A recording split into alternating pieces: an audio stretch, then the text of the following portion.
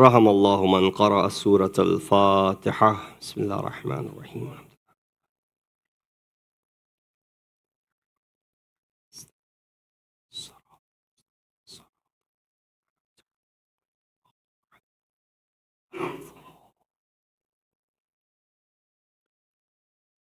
أعوذ بالله من الشيطان الرجيم. بسم الله الرحمن الرحيم.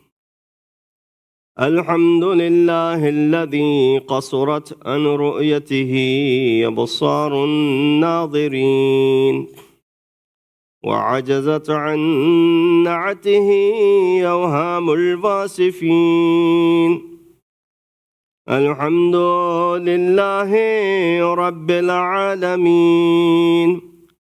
الصلاة والسلام على أشرف الأنبياء والمرسلين خاتم النبيين أبي القاسم محمد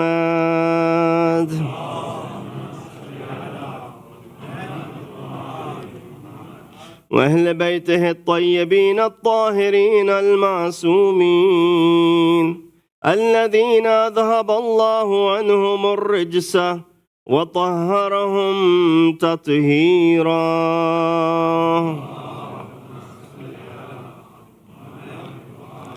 أما بعد، فقد قال الله تبارك وتعالى وقوله الحق وهو أصدق القائلين. بسم الله الرحمن الرحيم. يا أيها الذين آمنوا اتقوا الله يا أيها الناس اعبدوا ربكم الذي خلقكم والذين من قبلكم لعلكم تتقون. صدق الله العلي العظيم.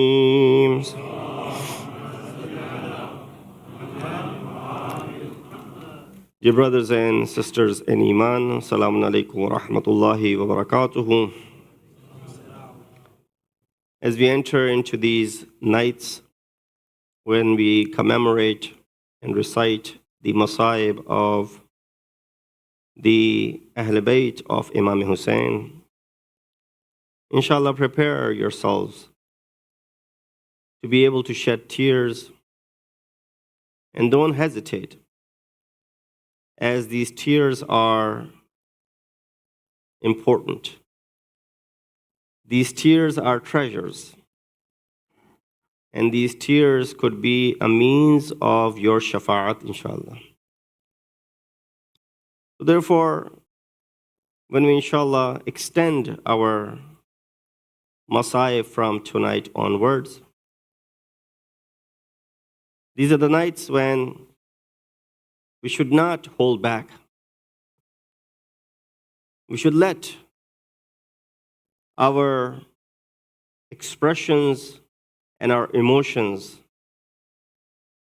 come forward. And therefore, while these are the nights that we anticipate and wait all year long, this is the time to also ponder over the sacrifices that Imam Hussein and his companions and his family were willing to give and gave. And so it ties into our discussion how they were completely submissive toward their faith and in front of the will of Allah subhanahu wa ta'ala. Our discussion has been under the topic of Deen and our responsibilities. I promised a few days ago, I can't even remember when, that I'll mention 5 steps for you. Step number 1 is ma'rifat of Deen. Step number 2, which we began last night, was complete submission to this Deen. Step number 3 is to propagate and spread this Deen. Step number 4 is to defend this Deen. And step number 5 is to protect it from any inhiraf and deviations. God willing, inshallah, we'll cover all of these 5 steps. Last night we left off when we were discussing complete submission to ahkam. The ayah which I recited for you is from Surah Baqarah, ayat number 21, in which Allah subhanahu wa ta'ala says, Ya ayyuhan nas, u'budu rabbakumul ladhi khalaqakum. O people, worship Allah subhanahu wa ta'ala, the one who created you, and the one who created people before you. لَعَلَّكُمْ تَتَّقُونَ, so that you may attain piety and taqwa. When we look at how ibadat are a means of attainment of taqwa, while there are obligations from Allah subhanahu wa ta'ala, they serve dual purpose. From one end, they are obligation. Quran directs us to perform these ibadat. And from another end, they're means of our perfection. It's not in vain that these ibadat are performed, just because Allah asked us to do it. There's entire tarbiyat that lies behind every single one of these acts of worship. For example, that ibadat which the moment you hear the concept of ibadat, that ayat of Surah Zariyat comes into play, which mentions the purpose of the creation of mankind and jinn. وَمَا خَلَقْتُ الْجِنَّ وَالْإِنسَ إِلَّا لِيَعْبُدُونِ. I have not created insan or jinn except that they may worship me. Now, of course, the concept of worship is broader than just those furu'adeen. But let's just stay with these furu'adeen and show submission to the command of Allah subhanahu wa ta'ala. Why? Because for once, they are an obligation from Allah. And number 2, they are means of tarbiyat and my perfection and prosperity as well. So the first ibadah that comes to your mind is salat. Let's just take the example of salat. Allah made it obligatory upon me. It's a wajib act, so I do it. What's the dual purpose of it? Why does Allah want me to worship? Refer to Surah Ankabut. Verse 45 says, Inna salata tanha anil fahsha'i wal munkar. Asant. Salat keeps you away from fahsha, indecency, and munkar, evil. These are the purposes of salat. Meaning what? Meaning that if you pray, you are away from indecency and evil. And so hold on a second, Maulana. We know many people who pray and worship, but yet they're as evil as they get. People who are facing Imam Hussein in Karbala, they were worshiping as well. They were praying as well. But is there any end to their evil? And forget about them today. I speak about myself. That while I make sure that I don't make any salat qada, and I pray on time, but I can't say that I am away from indecency and evil. Yeah, in front of you, I'll be very decent. But the moment you're not watching me, these eyes aren't in front of me, indecency comes into play. So does that mean the ayat of Quran is lacking something? Allah just said it and there's really no meaning to it? No, that's not the case. Ayat is true that indeed salat keeps you away from evil and indecency.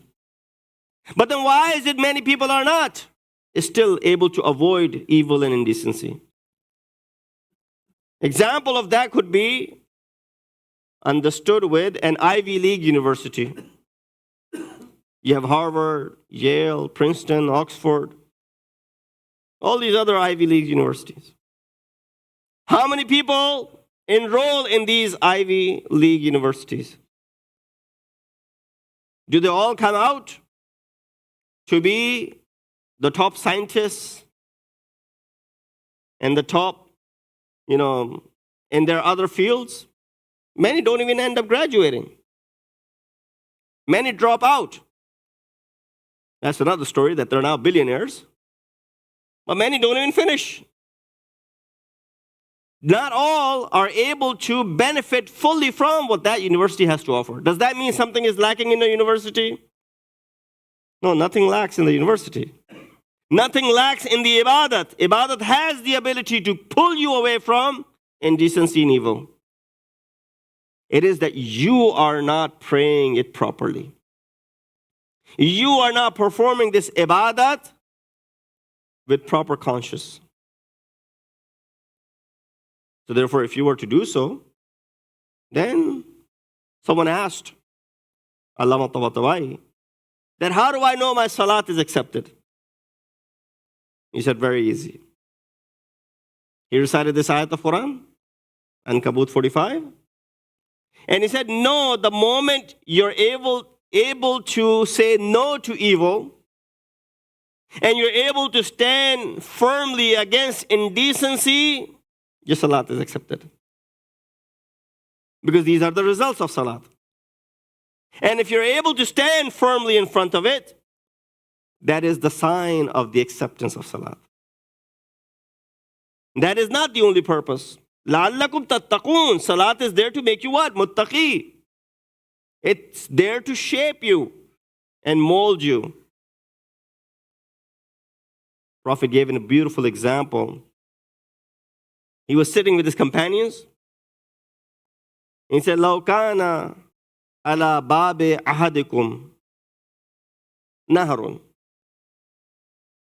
He said, if there was a body of water outside of your house, many of you have swimming pools. There's a lake. There's a place where you can swim. He said, imagine if there was a body of water outside of your house, and you were to dive into this body of water 5 times a day. أَيَبْقَى مِنَ الدَّرَنِ شَيْءٌ. Will there remain any external impurity on your body? If I was to dive into body of water 5 times a day, will there remain any physical impurity? People said no. Rasulullah says salat is the same way. When you stand up in front of Allah subhanahu wa ta'ala, it internally and spiritually purifies you. You're diving like you're diving into this body of water. Just the same way physical impurity cannot remain on you, spiritual impurity will be removed as well. So that's one purpose of this ibadat. Actually, there are multiple purposes. You look at another ibadat, which is a difficult one. Fasting. Surah Baqarah 183 says, Ya ayyuhalladhina amanu, kutiba alaykum as-siyam, kama kutiba ala alladhina min qablikum. You complete. La'allakum tattaqun. What is there? What is the hasil of this fasting? Allah wants to see us hungry and thirsty all day long, especially in the summertime when fasting is 17 and 18 hours long. Is that what Allah wants us to see? Does He get a kick out of it that we are depriving ourselves from all the tayyibat that He has created for us? No, they're dual purposes. One, of course, is an obligation. Quran talks about it. So we obey. We are taslim kamil. We're completely submissive toward the command of Allah. But this command has another purpose. It provides for us. It makes us muttaqi. When you fast, that is one ibadat. There's no riyah. There's no showing off. You're fasting. You're not showing off. Nobody goes around bragging and boasting that I'm fasting. No, you as is are suffering from the fast by depriving yourself from food and drink. But there are many other purposes. You hear about this all during the month of Ramadan. That fasting makes you understand and feel the hunger and the thirst of those who are unable to afford food and drink. It brings you that much closer to those who are unable to provide for themselves. So there are many purposes of this ibadat. Third example of this Hajj. The entire Hajj makes you muttaqi. Yesterday we recited this ayat regarding one aspect of this Hajj or one element of this Hajj, because Hajj is comprised of multiple elements. What is one element of Hajj? Qurbani. لن ينال الله لحومها ولا دماؤها. The flesh and blood of this sacrificial animal does not reach Allah. What reaches? ولكن يناله التقوى منكم. The khulus and the sincerity reaches Allah subhanahu wa ta'ala. So this Hajj is making you what? Muttaqi. Ali Shariati, while you may disagree with him, many of his writings, but one of his writings is worth reading. And that is his book on Hajj. He mentions, he said, you take off the clothes of pride and ego, and you put on the simplest of two pieces of clothing. He said, when you enter miqat and you do the talbiyah, the bodies remain back and the nafs moves forward. He said, Hajj hasn't started yet. When you do the tawaf around the Kaaba 7 times, walking with all of the khilqat, there's no poor or rich here.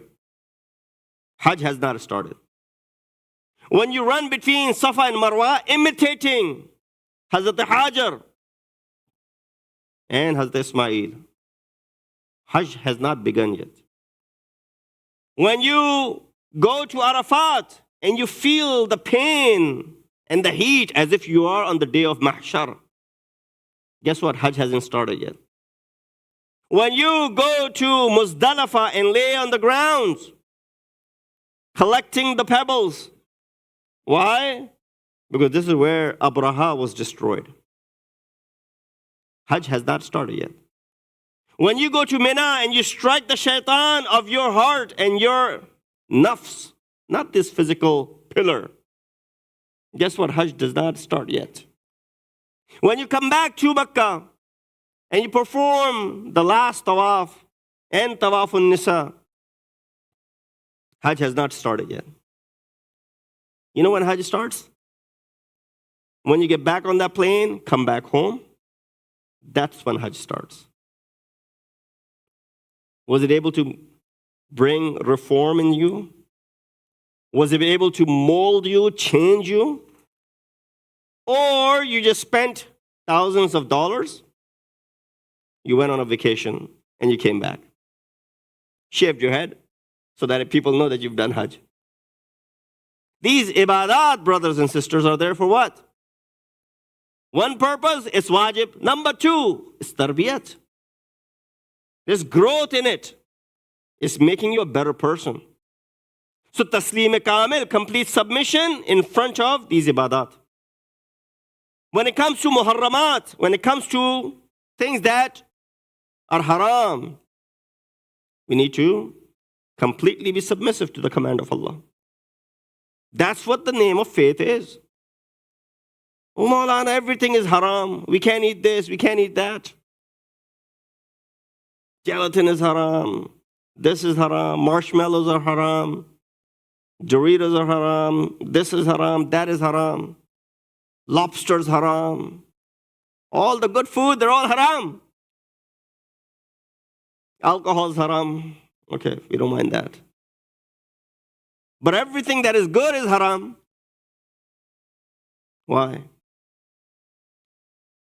Our second Imam, Imam Hassan Mushtaba alayhi salatu wassalam,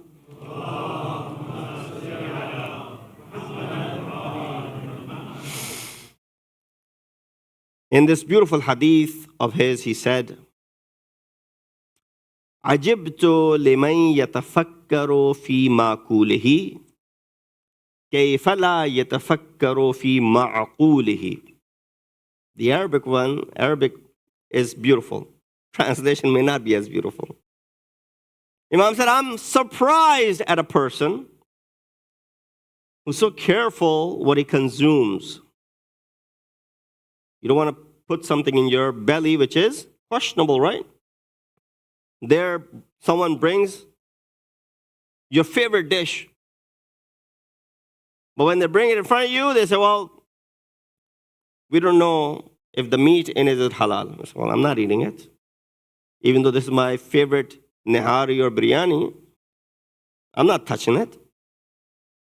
Let alone if someone brings this dish and says there's poison in it, then I'm not even looking at it. You know, when a person asks Imam that, of course, you are sinless, you don't perform sin, you're infallible. You know what I'm saying?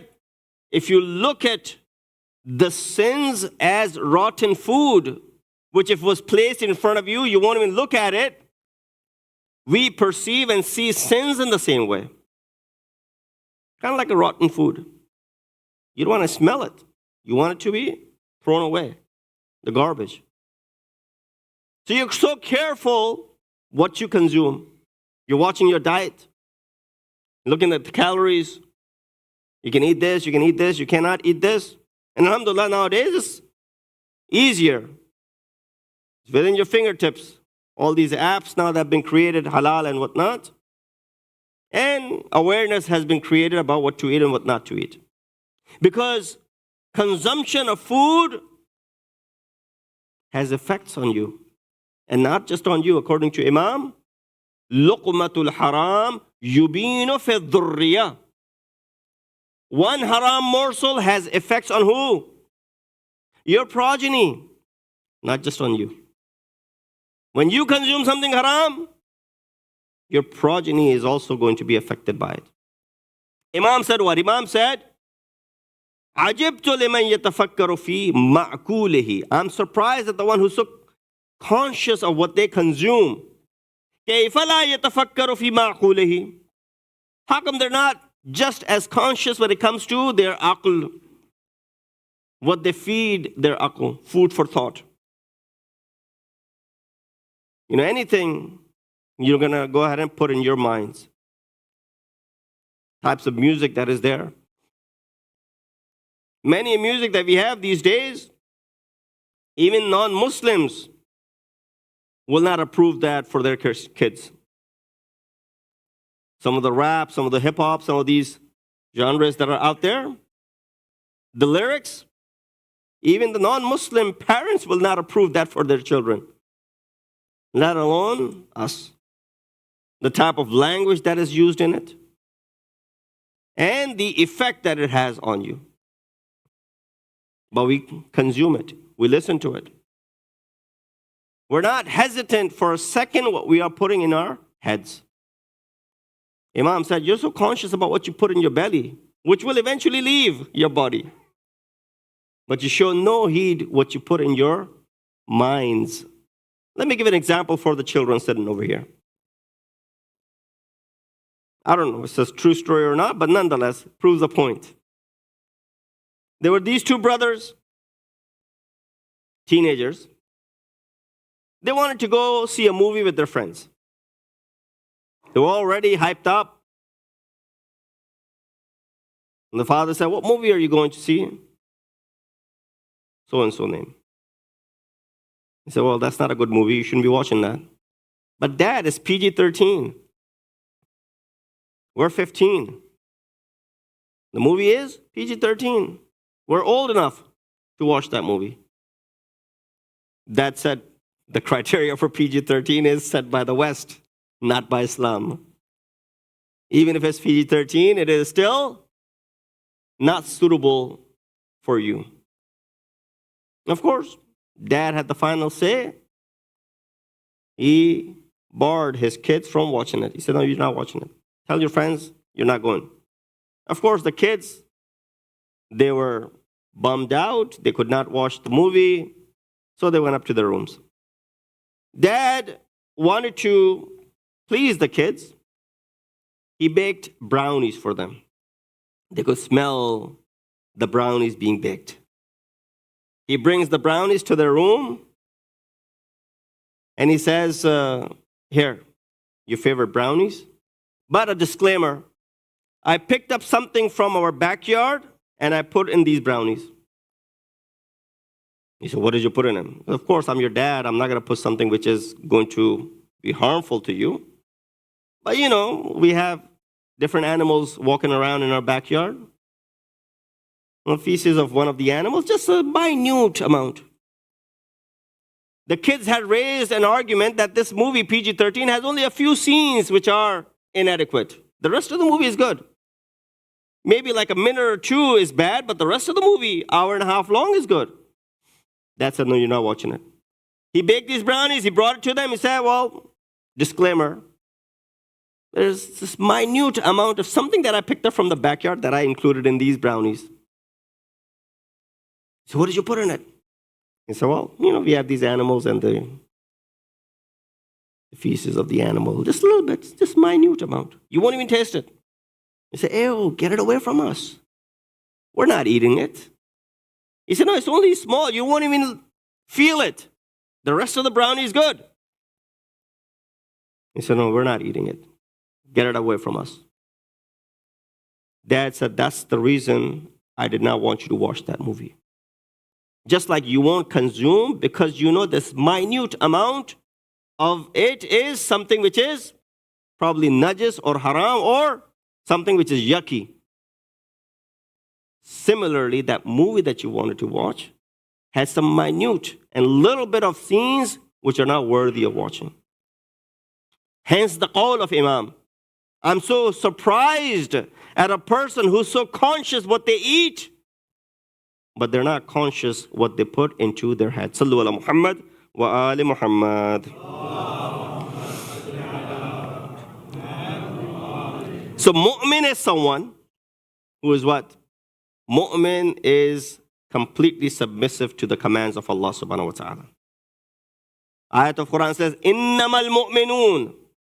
Mu'min is that person, alladhina. Those who believe in Allah subhanahu wa ta'ala, amanu billahi wa rasulihi thumma lam yartabu. And then they don't doubt for a second. They believe in Allah, they believe in the apostle, and then there's zero doubt after that. When this ayat was revealed? Around the time when Rasulullah went to perform Hajj or the Umrah, the first time Muslimin went toward Makkah. What happened? The encounter when Sulh and Sulh Hudaybiyah was made. Rasulullah went to perform Hajj. They were stopped on the outskirts of Makkah. The peace treaty was made, and Muslims were not allowed to perform the pilgrimage that year. They were instead told to turn around, go back home. Next year you can come. Rasulullah made the deal. Some people who had more jur'at and they had more, ghayrat than Rasulullah. Oh Rasul, how are you making and coming to terms with kuffar? We should go. It is our right to perform this Hajj or this pilgrimage. This ayat came down. Mu'min is someone who believes in Allah, who believes in the apostle, and then for a second they do not doubt Allah and the apostle. There were some people who got out of there saying what? I've doubted the nubuwwat of this Nabi, now it's confirmed. A'udhu billah. And these are the Jalilul Qadr Ashab of Rasulullah. Salawat diji Muhammad wa ali Muhammad par.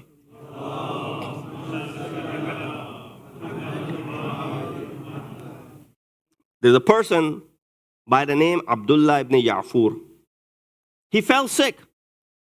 And when he was sick, doctors said to him that you should eat this and it will cure you. That which they had recommended for him to consume was alcohol. If you drink this alcohol, it'll give you cure. He came to Imam. Imam said, Inna Allah lam yaj'al shafa'akum fima harrama alaykum. Allah did not place any shifa in that which He has made haram for you. If something is made haram for you, you don't find shifa in it. Now it's surprising that sometimes these studies come out that if you consume a few alcoholic drinks a week, it'll lower your cholesterol, it'll lower the risk of heart attack. Came out. I'm sure there's some, beverage company behind it.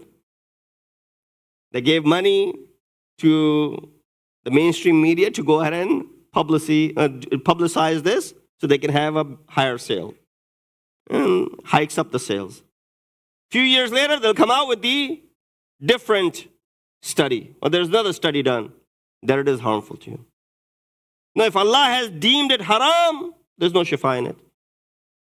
إِنَّمَا الْخَمْرُ وَالْمَيْسِرُ وَالْأَزْلَامُ وَالْأَنْصَابُ رِجْسٌ مِنْ عَمَلِ الشَّيْطَانِ فَاجْتَنِبُوهُ. They're all rich. They're all rich and they are najis and they are from amal shaitan. Fashtanibu, stay away from them. Concepts like these were made haram gradually. Because a lot of time when people study Quran, and say some of the ayat of Quran are not clearly, distinctively saying that it is haram. For example, the ayat of Quran says, La taqrabu salat wa antum sukara. Don't approach salat while you're intoxicated. This is similar to the sign that you see on the streets here. Don't drink and drive. Right? You see the sign, don't drink and drive. Meaning what? You can drink, but don't combine it with driving. You can drive, but don't combine it with drinking. Keep these two things separate. If you keep them separate, then you have not committed a crime. This ayat is saying what? La taqrabu salat wa antum sukara. Don't approach the salat while you're intoxicated. Now, intoxication is both in consumption of alcohol and alcoholic drinks, as well as all the other non-liquid intoxicants that are out there. A few years ago, these things were illegal. Now dispensaries are being opened, and these are being sold as recreational, and God knows what kids are consuming these days. Difficult time that we're going through. How do you monitor something like this? Back when we were growing up, it was very difficult for us to do something haram. It's very difficult for us to consume anything like this. You'd have to go out of your way. And then there was fear of getting caught. Now, everything's within your palm, your hand, these gadgets, and these drugs that are out there. Very easily accessible and available. Be careful about this. Allah said, Innamal khamru wal maisiru wal azlam wal ansab. Gambling, alcohol, there's no compromise whatsoever. You know how easy it is for children these days to gamble? Apps. Your phone, we got apps. And they can easily wager and bet. And how many are now addicted? Just like obligations and wajibat had dual effect, that the obligation is there and it gives tarbiyat, it makes you a better person, gives you prosperity. Those which are haram, while Allah has made it haram, the effect is addiction, losing family, distraught, stress, depression, all of these things that come from it. They'll promote a product, and then they'll say, call this number if you're addicted to it. They'll promote a product, and then say, well, get help by dialing this, for example, or visiting this, for example. Why are you promoting something which for it you're going to have to go ahead and find a cure? Unfortunately. So some people said this ayat of Quran is also saying the same thing. Don't drink and drive. No, alcohol became haram gradually. Because Allah did not expect all of these newcomers to completely submit right away. They're already addicted to this drinking. So to make it ban upon it or haram upon them from the very beginning, it'd be difficult. These newcomers, it's going to be difficult for them. So the format of making something haram was gradual. And this is not just with alcohol, with many other things. At first, Allah said, La taqrabu salat wa antum sukara. Now these people who had converted to Islam, they had the addiction of drinking. They did what? They started pondering. If we drink, now we can't pray. So now they started separating the two things. Once they were able to separate the two things, the ayat came down saying what? That khamr and alcohol, there are some benefits and there are some harms. But the harms outweigh the benefits. So now they started pondering more. Once they were able to detach themselves from it, the ayat came down firmly saying, Innamal khamr rijsum min amal shaitan fajtanibu. Alcohol is act of shaitan. It's najis. Stay away from it. So now it was complete. See the gradual way of making something haram? Not right away. And that's how tarbiyat is done of awlad as well. If you want them to do something, a wajib, it can't happen overnight. It's got to be a gradual process. You can't say, bring a child, 15-year-old to Maulana, my child doesn't pray, can you do something? Unless Maulana has a magical wand in his hand, there's no hope. It's not going to happen. It is a gradual process. Gradually, you'll be able to bring about this change in this individual. I know I've taken too much of your time, but we have completed this second portion. Why Sayyid al-Shuhada was saying, Rizan biqaza'ihi wa tasliman li'amrih. On the day of Ashur, you want to see the prime example of taslim and submission to Allah subhanahu wa ta'ala? Imam Hussein is saying, Rizan biqaza'ihi wa tasliman li'amrih. You want to see the height of taslim and complete submission and obedience? You look at Hazrat Abul Fadl Abbas. He has the jur'at and the ability to turn this battle upside down. But he's not going to do anything on his own. He's not going to go ahead and do anything without the permission and the consent of Imam Hussein. That is sabr that you find in Abul Fazl Abbas. That is sabr and submission to the command of Imam Hussein. When we question what is the logic behind this, what is the logic behind that, don't look for the logic.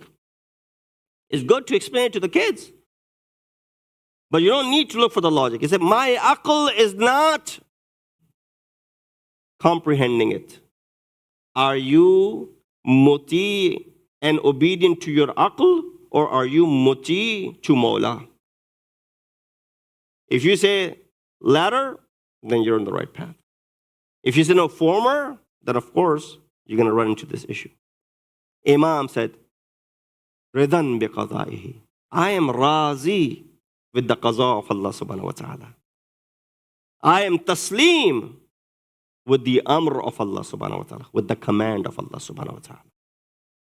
Of course, Imam brings everyone from his family to Karbala. He didn't spare the children. You know why?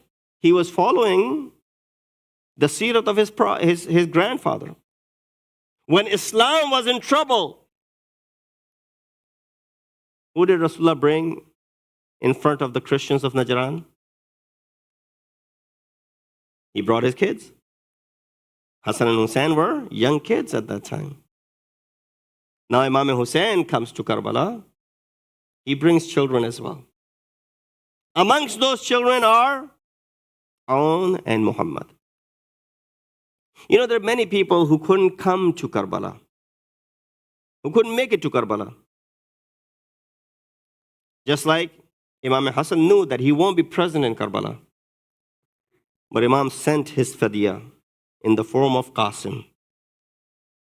Baneen knew that she can't make it to Karbala. But she sent her fidya in the form of 4 children: Abbas, Ja'far, Uthman, and Abdullah. Similarly, Hazrat Abdullah ibn Ja'far Tayyar knows that he won't be in Karbala. But he sends his fidya for the nusrat of Imam Hussein in the form of his kids, Aun and Muhammad. You know, never question Hazrat Abdullah's bravery and courage. Scenario, you're driving down the road's blocked, it's dark. Do you send your young kids out to go ahead and see what's going on? Or do you keep them inside the car and you go out and look for it? You're going to keep the kids in the car. You're going to go ahead and face the danger, right? I'll go check it out. You guys stay put. Look at the courage of Hazrat Abdullah. He knows that he can't go to Karbala, but he sends his kids as a fidya for Imam Hussein. And when Imam ﷺ mentions their names, on the night of Ashur, many things happen. Inshallah, we'll have the opportunity to recite the Masaib. Night of Ashur was an extraordinary night. Imam is circling the tents. Obviously, enemy wanted to attack. Imam said, we need muhlat for one more night. Inni uhibbus salat. Hussein loves to pray and aqra'ul Quran and read the Quran.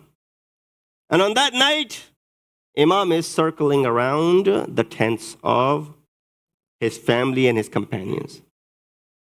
He walks past the tent of Bibi Zainab and he sees that Zainab is saying to her kids that, oh, my children, tomorrow is the day for your imtihan.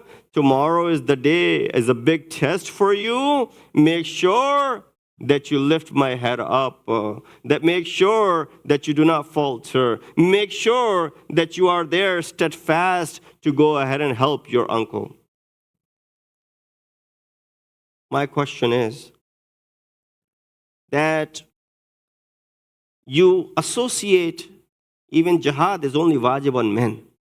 You associate bravery, muscles, and going to the battlefield and the obligation of jihad to men.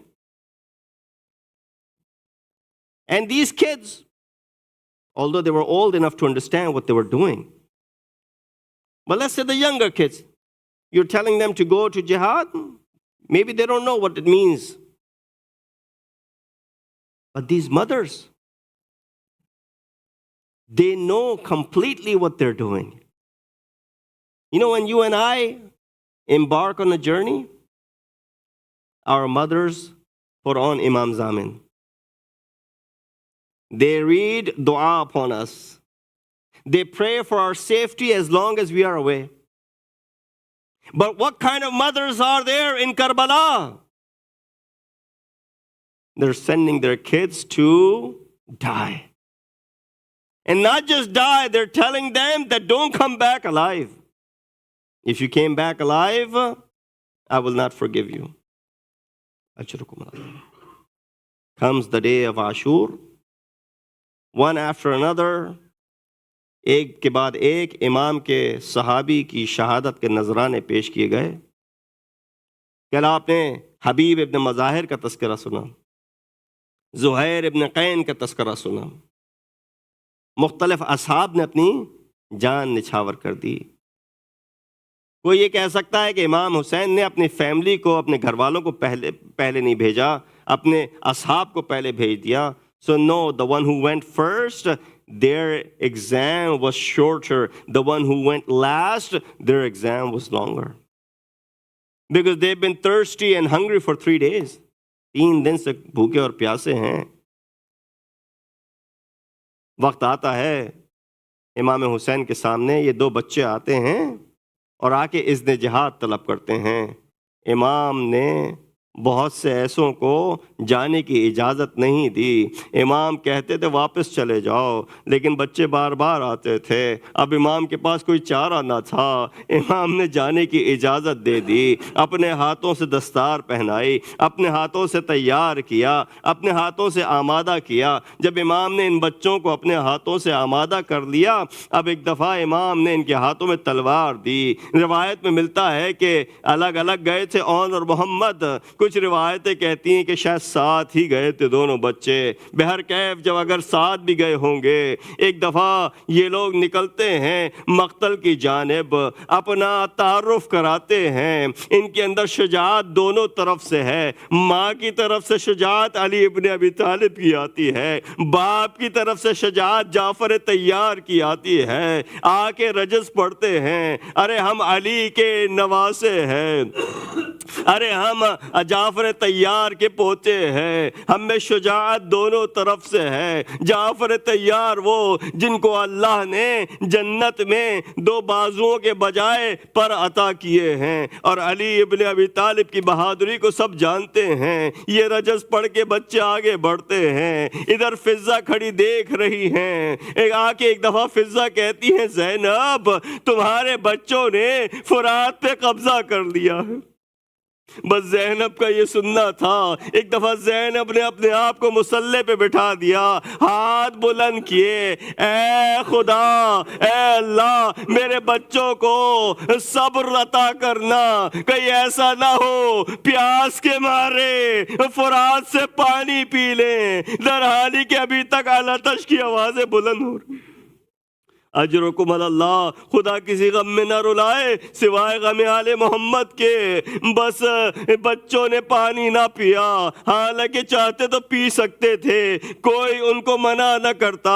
فرات پہ قبضہ کرنا بھی بڑی بات تھی۔ ایک دفعہ جہاد شروع کیا، چھوٹے تھے، کتنی دیر لڑتے، جنگ کرتے کرتے تھک گئے۔ جب تھک گئے تو دشمن نے چاروں جانب سے گھیرا، چاروں جانب سے گھیر کے بچوں کو مارا۔ اب جب شہادت کے قریب پہنچے تو ایک دفعہ اپنے امام کو آواز دی، او امام یا ابا عبداللہ، اے امام ہماری نصرت کو آئیے۔ امام نے بچوں کی آواز سنی، ایک دفعہ امام نے رخ کیا مقتل کا، آتے ہیں بچوں کو اپنے ہاتھ سے اٹھایا، لے کے خیمہ گاہ کے سائیڈ میں لا کے رکھا۔ ابھی امام نے لا کے رکھا تھا، فضہ نے آ کے زینب سے کہا، اے زینب اون اور محمد واپس آ گئے ہیں۔ Ajrukum Allah. Zainab said, I did not send them to come back. I will not forgive them. ایک دفعہ فضہ نے کہا ہے بی بی ذرا دیکھو تو صحیح کس عالم میں آئے ہیں، شہادت کے درجے پہ فائز ہو کے آئے ہیں، ایسے واپس نہ آئے، تمہارے دودھ کی لاج رکھی ہے، تمہارے بھائی پہ قربان ہو کے آئے ہیں۔ اجرکم اللہ۔ زینب نے شکر ادا کیا لیکن زینب نے آنسو نہ بہائے۔ ارے یہ کس طرح کی ماں ہے، بچوں کے سر کٹے سامنے آنسو نہیں بہائے۔ زینب نے 11 محرم کو بھی آنسو نہ بہائے، بچوں کے سروں کو لے جایا گیا، کوفے پہنچے، زینب نے گریہ نہ کیا، شام پہنچے، آخری مجلس، پہلی مجلس کا برپا ہوئی، شام سے رخصت ہونے والی، ادھر مجلس میں سروں کو لایا گیا، ایک ایک کر کے سر آتے تھے، بیویاں ان سروں کو اپنے دل سے لگاتی تھیں. 2 سر آئے، شامی عورتوں نے کہا کہ یہ کون سے لاوارث سر ہیں جن پہ کوئی بیوی گریہ نہیں کرتی. ایک دفعہ زینب کی ممتا جاگی ہوگی، ارے ان کی ماں زندہ ہے مگر گریہ کیسے کرے، اپنے حسین پہ گریہ کروں. یونو محمد پہ. انا للہ و انا الیہ راجعون. بار الہ ہماری اس بات قبول فرما. Oh Allah, we've committed a lot of sins. Please forgive our sins. Oh Allah, give us the tawfiq and ability to follow the commands and teachings of Ahlul-bayt ﷺ. Oh Allah, hasten the reappearance of our awaited Imam. Make us amongst the helpers and the soldiers of Imam. Wa akhiru da'wan alhamdulillah rabbil alameen. Matam Hussein. Shabbir کا تم